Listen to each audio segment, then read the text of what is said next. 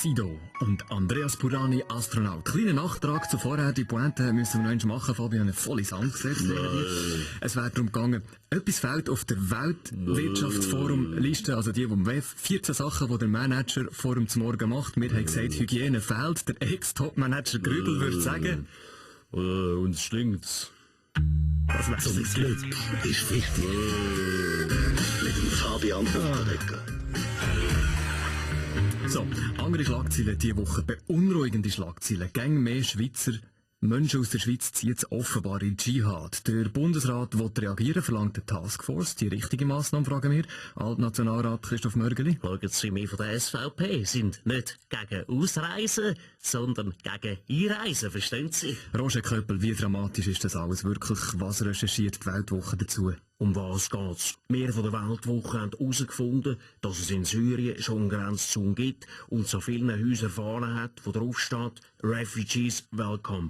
Die Facebook-Seite, wo syrische Familien können Schweizer aufnehmen. Ui, das klingt aber dramatisch. Weiter weiss die Weltwoche, dass es sogar gut ist, wenn die Schweiz zum IS reisen, bzw. die Schweizer dort hingehen, weil Tatsache ist, Schweizer Soldaten, die nur Schuhe putzen, jassen und rumhocken, schwächen den islamischen Staat nachhaltig und helfen so uns zu bekämpfen. Anderes Thema. Ein Journalist hat offenbar aufgedeckt, die Geldverschwendung im Vatikan ist schlicht gigantisch. Es erscheint ein Buch dazu in diesen Tagen. Alles muss ans Licht.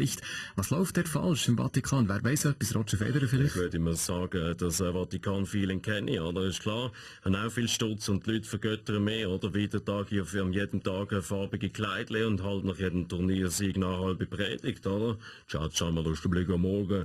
Für was geben denn die Vatikaner so viel Stutz aus, frage ich mich. Weiber können es ja nicht sein und Unterhalt verdeckst ja auch nicht, oder? Und wer weiss es so genau, was da läuft. In der Schweiz auf jeden Fall gibt's so Verschwendung nicht, Christoph Mörgeli. Ja, schauen Sie, der Bundesrat Ueli Maurer soll für die Armee mal bei den Kirchen betteln. Es kann ja nicht sein, dass die Schweizer Garde mehr Geld hat als die Schweizer Armee. Wir haben ja keine Armee mehr, sondern nur noch Arm. Also, Sparen ist angesagt. Ideen? Irgendjemand? Stefan Eicher vielleicht? Ja, ich mache eine günstige Kirche auf, eine Budgetkirche. Bei uns zahlt man dann nicht mit Geld, sondern mit sabbernden Zungenküssen.